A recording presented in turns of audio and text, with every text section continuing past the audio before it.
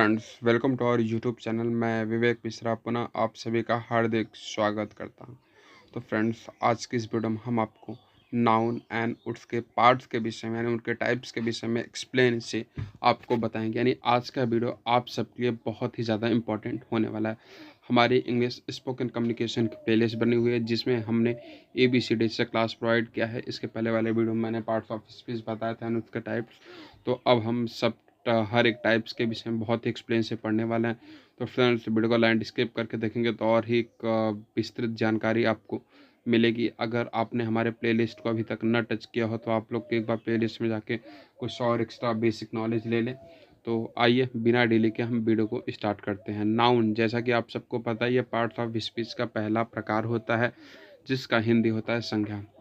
हम बचपन से यही पढ़ते हुए आ रहे हैं कि संज्ञा किसी व्यक्ति, स्थान या वस्तु का नाम होता है। ये परिभाषा गलत नहीं है, पर थोड़ा अधिक जानने की ज़रूरत है। ऐसा नहीं कि फ्रेंड्स हम एक दो में भी यही पढ़े और हम हमेशा यही पढ़ते रहेंगे। ये गलत नहीं कर रहा हूँ, बहुत सही है, लेकिन हमें कुछ और भी ज़्यादा जानने की ज़रूरत है।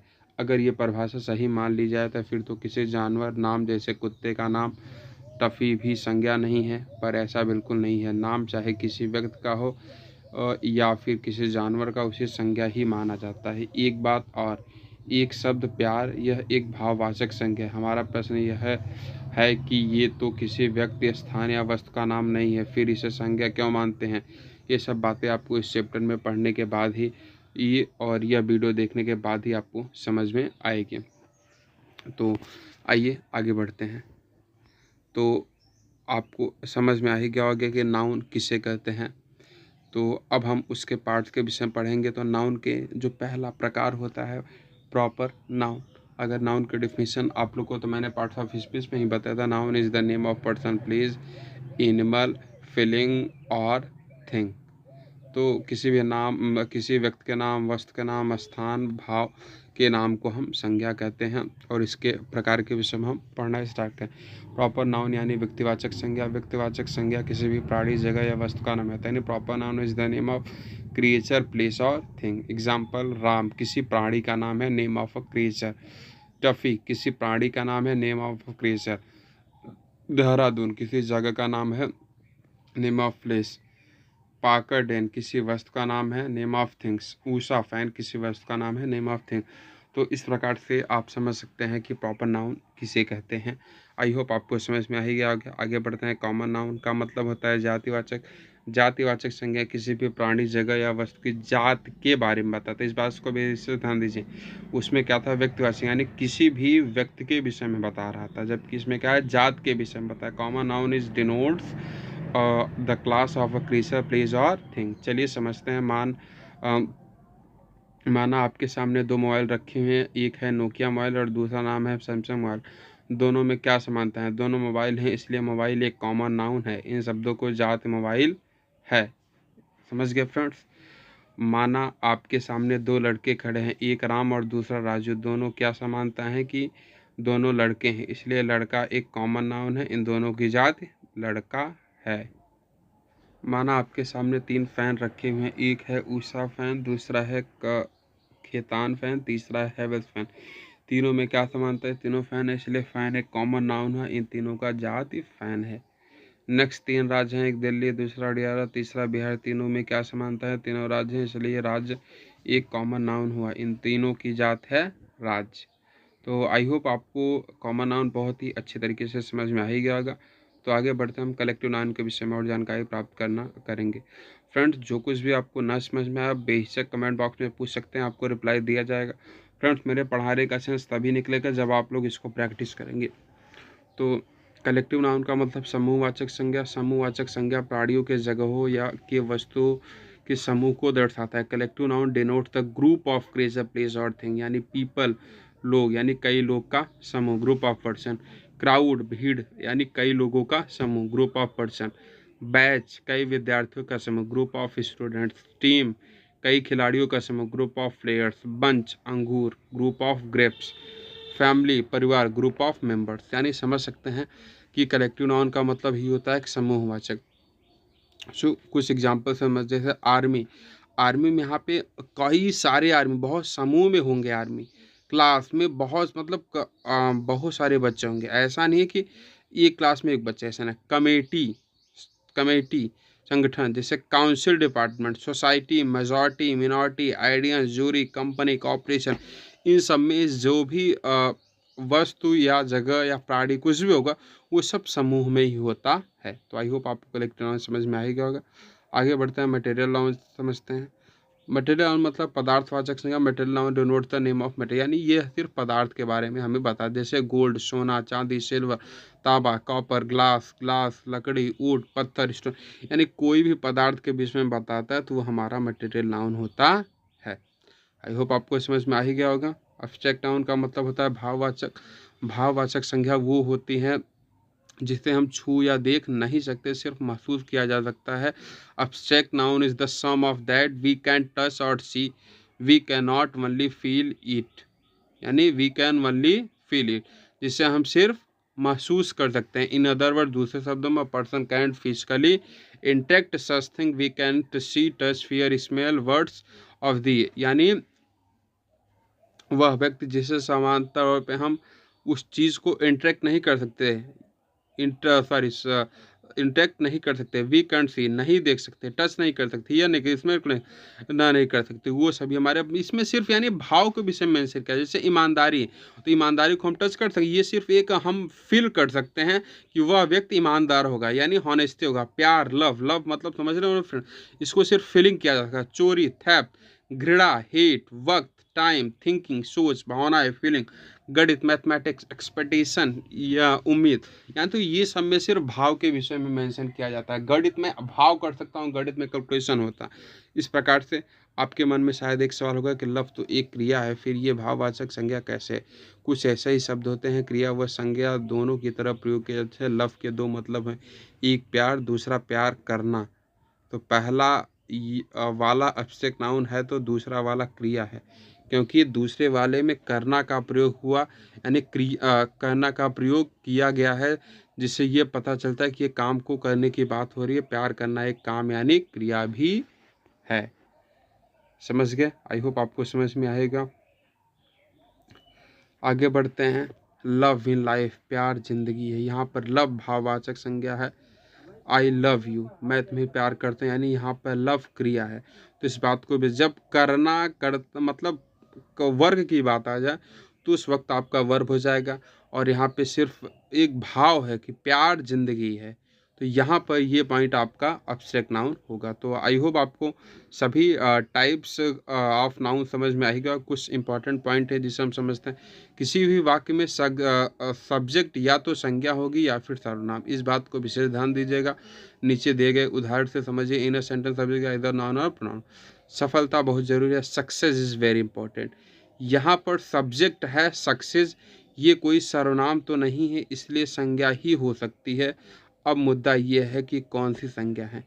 ये न किसी व्यक्ति, वस्तु या जगह का नाम है, न कोई जाति का नाम है, न कोई समूह का नाम है, न ही कोई पदार्थ का नाम है। तो फिर क्या बचा है? अरे हाँ, सक्सेस को न छू सकते हैं न देख सकते हैं, बिल्कुल साफ है कि ये भाववाचक संज्ञा है।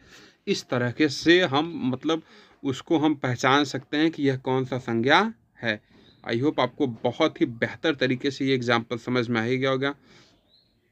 राम मेरा दोस्त है, राम इज माय फ्रेंड। यहाँ पर सब्जेक्ट राम, ये तो कोई सर्वनाम नहीं, इसलिए संज्ञा ही हो सकता है। मुद्दा ये है कि कौन सी संज्ञा, एक व्यक्ति का नाम, इसलिए ये व्यक्तिवाचक संज्ञा है।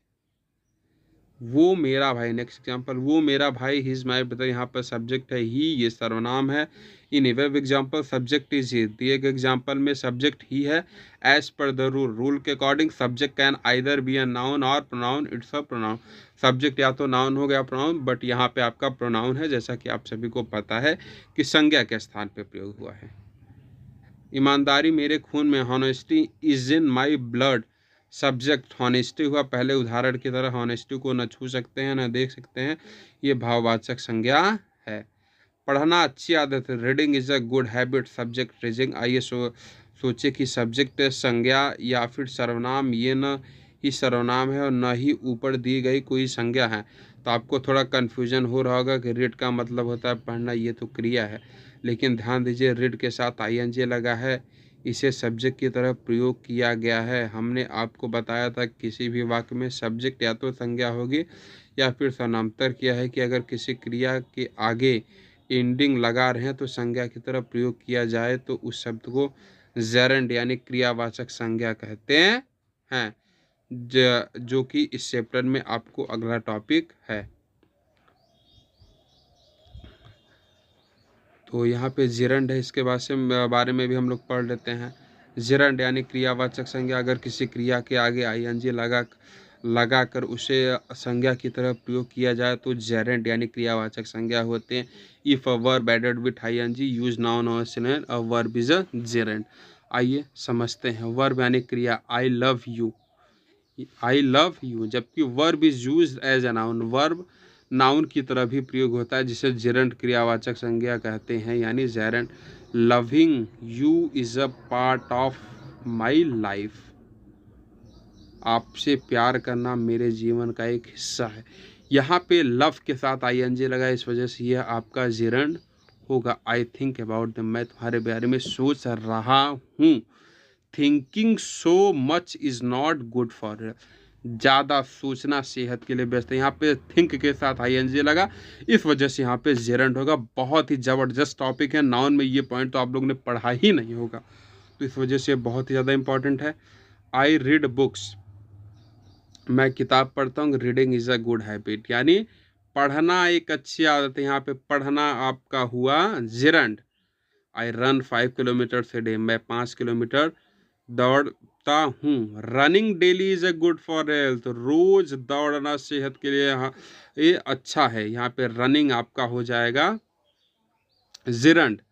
राहुल स्मोक्स, राहुल स्मोक्स करता है। स्मोकिंग इंजरस टू हेल्थ, यानी स्मोकिंग सेहत के लिए हानिकारक है, तो यहाँ पे स्मोकिंग आपका जिरंड होगा। तो आई होप आपको समझ में आएगा क्रियावाचक संज्ञा क्या होता है। आगे पढ़ते हैं। नाउन के कुछ अदर क्लासिफिकेशन भी हैं, जैसे काउंटेबल नाउन और अनकाउंटेबल नाउन। यानी इस वीडियो में आपको नाउन से रिलेटेड एक भी पॉइंट नहीं बचेगा, सारा कुछ इस वीडियो में आपको कवर करने वाले हैं। काउंटेबल यानी गणनीय, जिसे गिना जा सकते। अनकाउंटेबल यानी अगणनीय, जिन्हें गिना ना जा सके। सिंपल है, जिन्हें गिना जा सकते उसे काउंटेबल कहते हैं, जिन्हें न गिना जा सके उसे अनकाउंटेबल। एग्जाम्पल, पेन को गिन सकते हैं, बॉय को गिन सकते हैं, बुक, हेयर, ये सभी को गिन सकते हैं, इस वजह से काउंटेबल। मिल्क को नहीं गिन सकते, शुगर को नहीं गिन सकते, हॉनेस्टी को नहीं गिन सकते, इस वजह अनकाउंटेबल हो। आई होप आपको ये समझ में आ ही गया होगा। आप सोच रहे होंगे कि हेयर और स्टार को अनगिनत होते हैं या फिर काउंटेबल नाउन क्यों कहा गया है। देखिए, अनगिनत इसलिए कहते हैं क्योंकि ये बहुत अधिक होते हैं। गिनना मुश्किल है पर असंभव तो नहीं है ना, गिन तो सकते ही हैं। अगर दूसरी बात, हमारी मनी को अनकाउंटेबल कहा है, जबकि पैसे को हम गिन सकते हैं। पर ध्यान दीजिए कि अंग्रेजी के शब्द में मनी को हम एक मनी, दूसरा मनी, तीसरा मनी आदि नहीं कह सकते, इसलिए इसे अनकाउंटेबल कह माना जाता है। तो आई होप आपको उसमें से यहाँ पे कुछ नाउन के जेंडर भी दिए गए हैं, जैसे masculine gender, feminine gender, neutral gender. यानी मस्कुलिन जेंडर में यह पुरुष जात का बोध कराता है, जिसका एग्जांपल बॉय, अंकल, कॉमन सी बात है। मस्कुलिन आप समझ रहे हो। फेमिनिन जेंडर यानी स्त्रीलिंग, इसमें हम स्त्री जात का बोध कराते हैं, वुमेन, गर्ल, आंट, ये सभी। न्यूट्रल जेंडर यानी नपुंसकलिंग, न पुरुष जात न स्त्री जात, बल्कि ये निर्जीव चीज़ों का बोध कराता है। Book, pen, mobile. I hope आपको समझ में आ ही गया होगा। नाउन में ही नंबर्स भी आते हैं, वचन से हम सिंगुलर, प्लूरल कहते हैं। सिंगुलर वचन, जब संज्ञा को एक प्राणी, एक जगह, वस्तु का बोध कराया जाए। It donate the creature place one, यानी एक चीज़ का, जैसे एक चूहा, एक चूहिया, एक दांत, ये सभी सिंगुलर। जबकि बहुवचन क्या होते हैं, डोनोट मोर देन वन, एक से अधिक का प्रयोग, जैसे रैट्स, एक से ज़्यादा चूहे, माइस, एक से ज़्यादा चूहिया, ये सभी में हम प्लूरल का प्रयोग करते हैं। Noun always ends with S, noun हमेशा यस पे समाप्त होता है। There are a few nouns, कुछ ही नाउन्स होते हैं which always end with zero but they are always plural. वे क्या बोला जाता है, ऐसे कुछ ऐसे ही नाउन भी होते हैं जिनके अंत में हमेशा यस लगा होता है, पर ये बहुवचन नहीं होते। सीजर्स, कैची, ट्राउजर्स, पैंट, बिनिकुलर्स, दूरबीन, स्पेक्टल्स, चश्मा, मैथमेटिक्स, गणित, न्यूज़, समाचार। तो आई होप यहाँ तक आपको समझ में आया। तो फ्रेंड्स आज के लिए इतना। फ्रेंड वीडियो को ऐसा लगा कमेंट में ज़रूर बताएं, ताकि हमें भी ये फील हो कि मेरी मेहनत किस कगार पे है और हम आपको बेहतर से बेहतर रिजल्ट दे सके। एक बार फ्रेंड्स इस सभी टॉपिक को एक बार आप वीडियो को दोहरा लीजिए, रिवीजन कर लीजिए, ताकि इस पूरे नाउन में आपको कहीं भी कोई प्रॉब्लम ना हो। और अगर प्रॉब्लम होता है तो कमेंट में ज़रूर पूछें, रिजल्ट आपको दिया जाएगा। फिर मिलते हैं नए वीडियो में। थैंक